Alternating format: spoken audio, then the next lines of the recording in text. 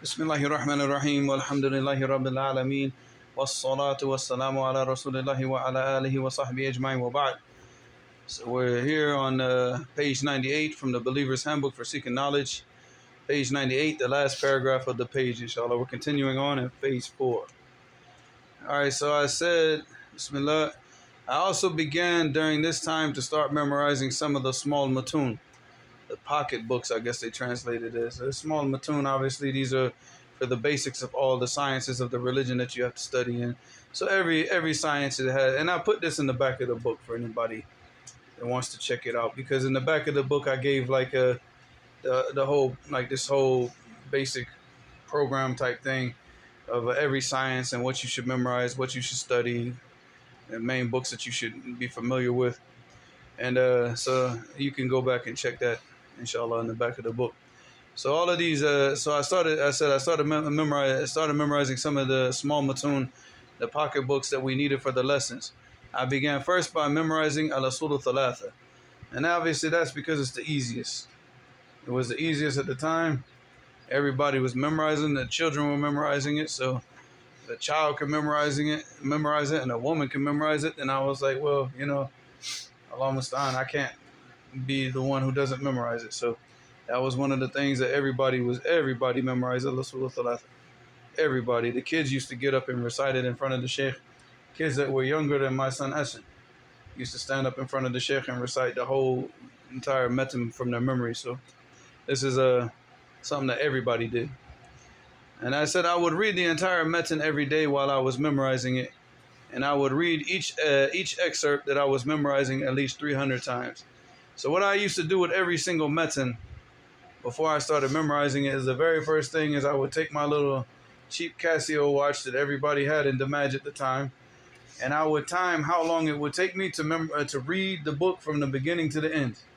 So based on how long it took me to read it, then I would know, okay, am I going to read it? I mean, obviously the smaller matun, like al-usul thalatha, it takes about 16 minutes. Al-Ajrumiyya takes like 13, 14 minutes. Al-Bayquniyya takes like 4 minutes or less. I think it takes less than that. It's just a small poem. And Al-Tahawiyya takes about 16 minutes.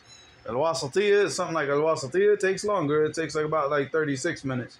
So Al-Wasatiyya, I wouldn't read that in one day. I would break it up into half and read it over 2 days, or break it up into 3 parts and read it over 3 days. If it was longer. If it took longer than 30 minutes, I wouldn't read it every single day. But obviously all the smaller matun.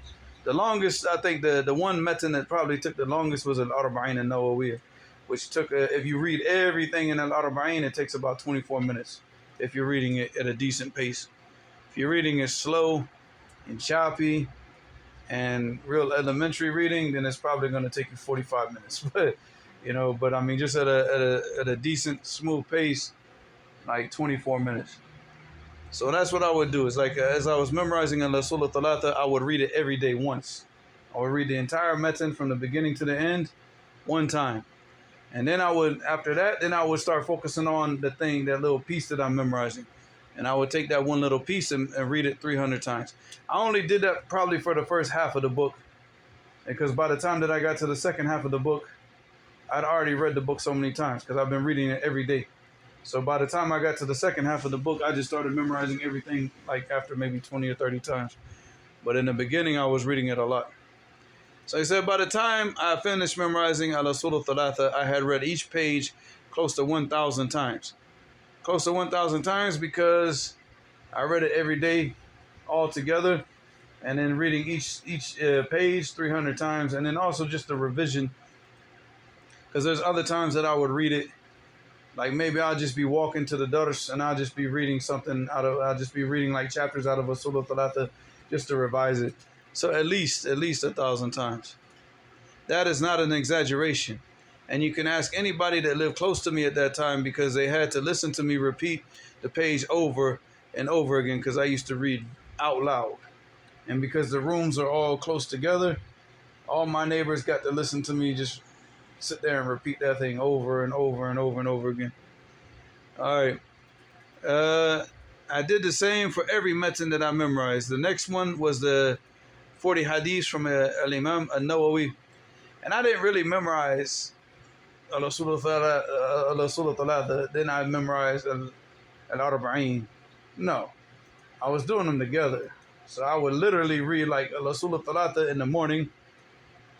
In the morning, I would read like, because at that time that I did al-Usul al-Thalatha, if I'm not mistaken, I was memorizing Surah al-Baqarah. So I would read Surah al-Baqarah every morning, completely. Then I would read like al-Usul al-Thalatha. Then at night, I would read the Juz Amma, Juz Tabarak, or whatever, just to revise the other Juz Ajazat that I memorized. And then I would read Al-Arba'in al-Nawawiyya from the beginning to the end. So I would memorize a few, like maybe one or two hadiths from Al-Arba'in, then memorize 2-3 chapters from Surah Al-Thalatha, and just keep going back and forth like that. But Surah Al-Thalatha is the one that I finished first. And then right after that, then I finish Al-Arba'in. Then after that, I finish Al-Baqarah. So I use the same method of reading the metin once a day while memorizing. I did not just memorize these books. I also sat there while I was memorizing and looked all the words I did not understand up in the dictionary. I wrote them and I wrote them out. I turned each book into an Arabic lesson, because that's the whole point of this part of being about the Arabic, because this is the whole fourth, the whole fourth phase thing was to get to the point where, like, how am I going to be able to understand these lessons? I need to start memorizing the books before I go to the lesson and understand them. So I started looking up all the words. If I couldn't understand the word from the dictionary, then I will go and ask somebody. I will go to one of the brothers and talk to them. By the time I completed this phase of my studies, I had memorized Surah Al-Baqarah, Surah Ali Imran, Al-Usul Al-Thalatha, Al-Arba'in Al-Nawawiyya, Al-Ajrumiyya, Al-Bayquniyya, and some poems in Arabic. So the poems that I memorized were from that book that I talked to you guys about by A.J. Arbery. I was just taking those poems and just memorizing them. I mean, most of them I just read them so much that I just memorized them from reading them so much. But yeah. So that was probably like by the fourth phase. It was like that. I could on any given day read any of these from start to finish from memory because of how many times that I read each of them. I cannot say the same thing today, but in those days I could. I definitely cannot say the same thing today. But if I do read them, like because of the way that I memorized them, if I start to revise it, it will come back. So I mean, like I can't sit here and just read Al-Usul Thalatha from memory. I can read most of it still from memory, but if I sit back and start reading it like today, tomorrow, then it will all start to come back, But yeah, I mean, with the stuff that I memorized with that way, like that 300, that stuff stuck.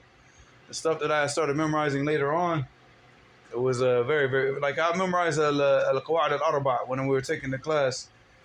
I could not recite anything from Al-Qawa'id Al-Arba' right now.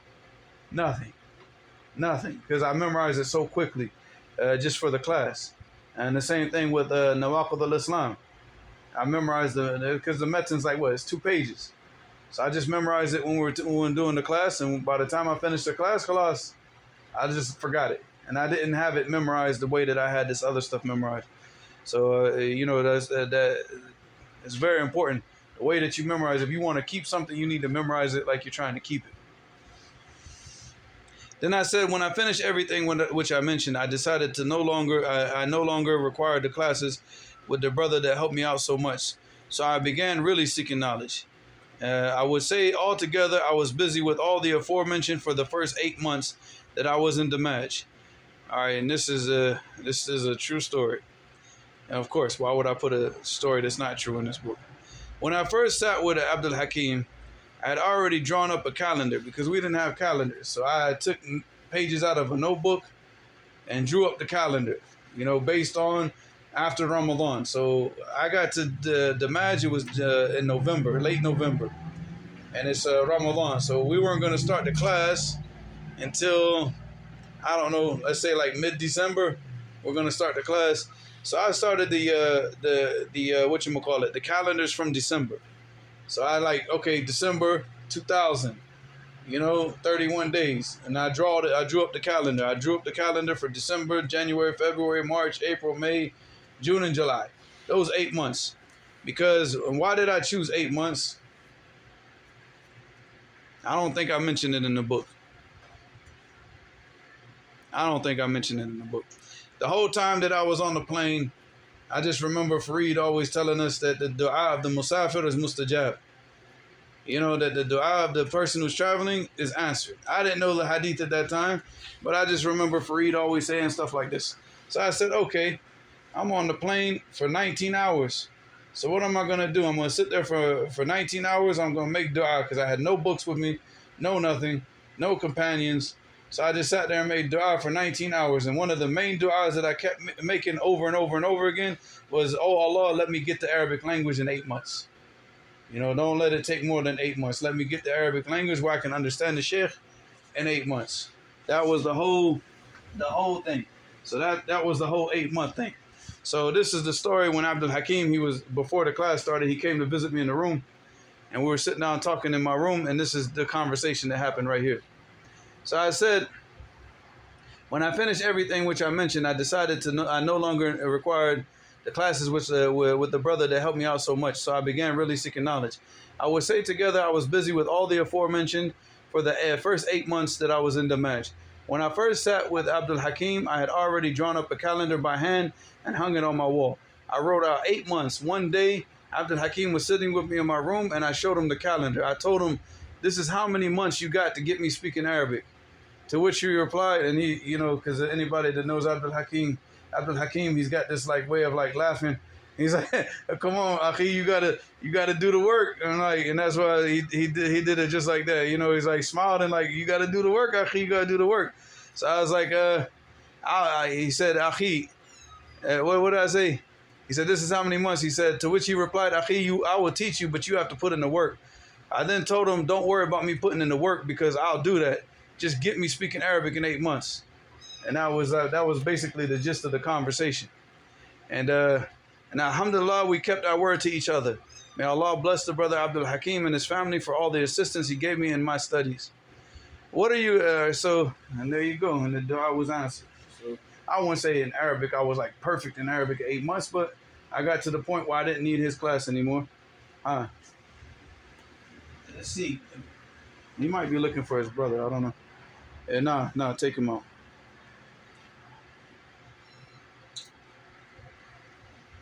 Or maybe his mother. No. If he starts sniffing the ground, I don't know. Wait. Because that means he's looking for a place. Because these little kittens, they don't know the house. Put him in the litter box. We ain't got a litter box. We gave you all the litter, man. Oh. All right, so I said, what are you going to be doing in this phase?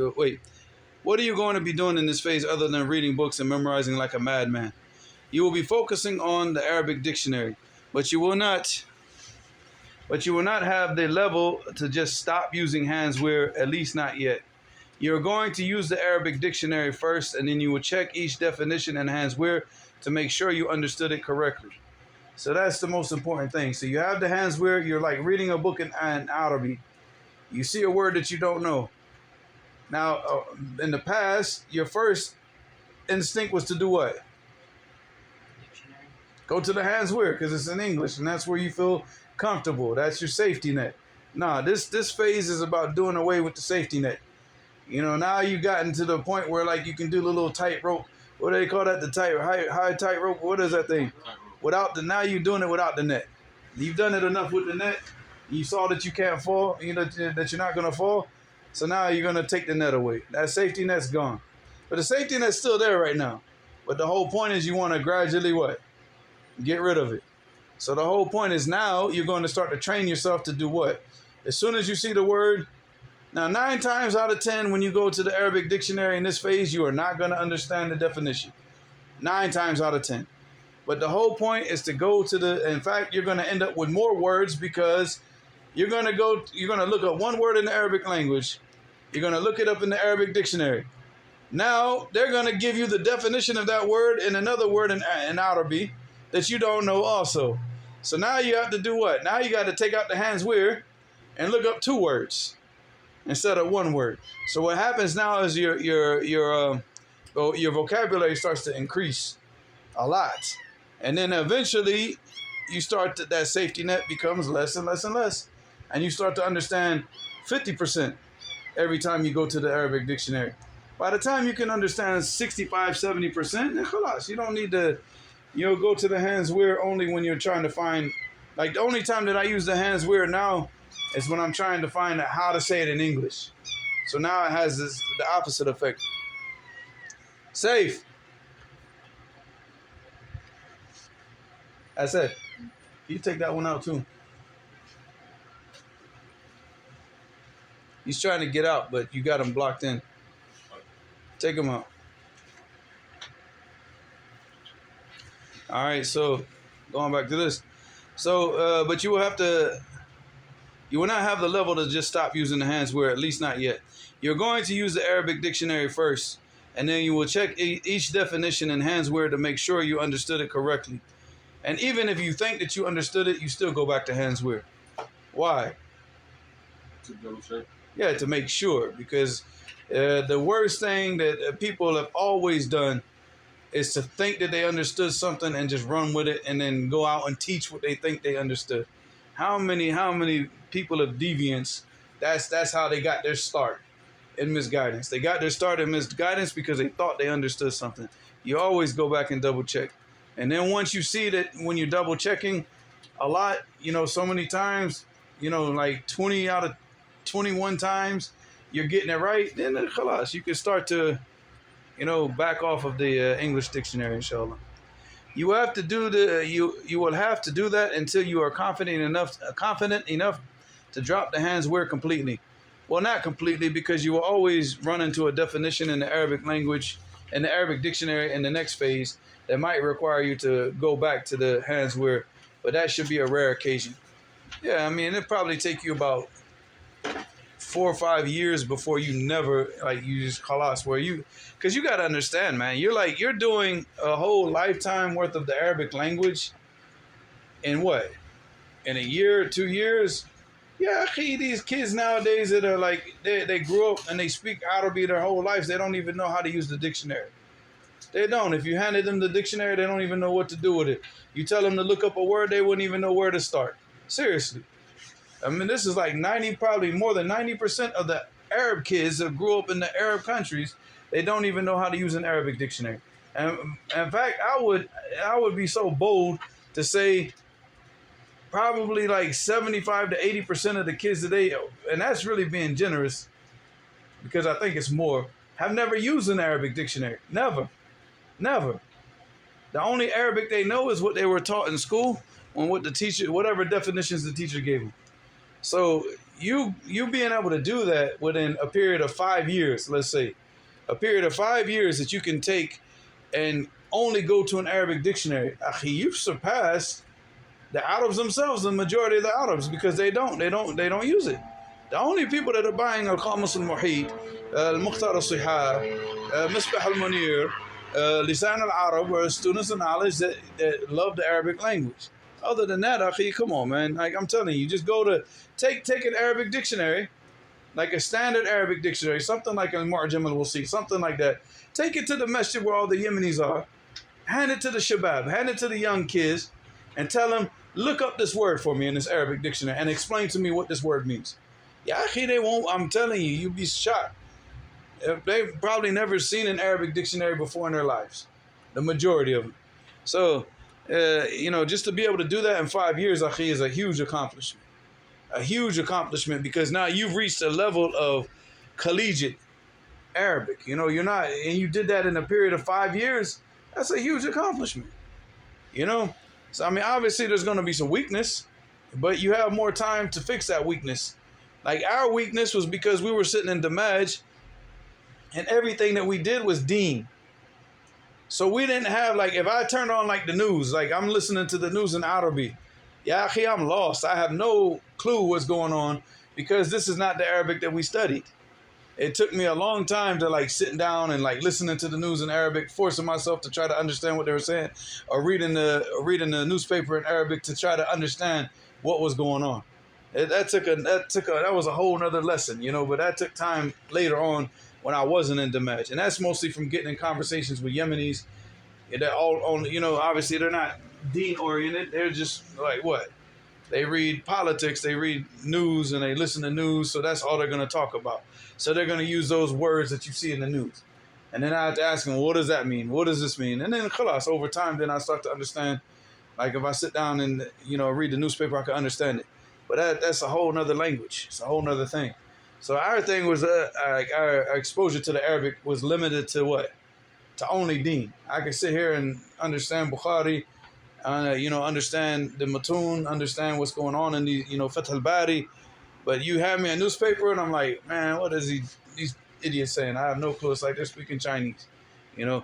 But I mean, over time, but you have time, The main thing is just to get your Arabic up to the point where like you can understand proper Arabic at that level where you could open up a dictionary and just check the words. When you got to that point, mashallah, man, you're good. Like you're good. Like you start to see like that's when learning starts to become fun. Like, but all this time it's tedious, but then it starts to become fun. وإلى هنا سبحانك اللهم وبحمدك أشهد أن لا إله إلا أنت أستغفرك وأتوب إليك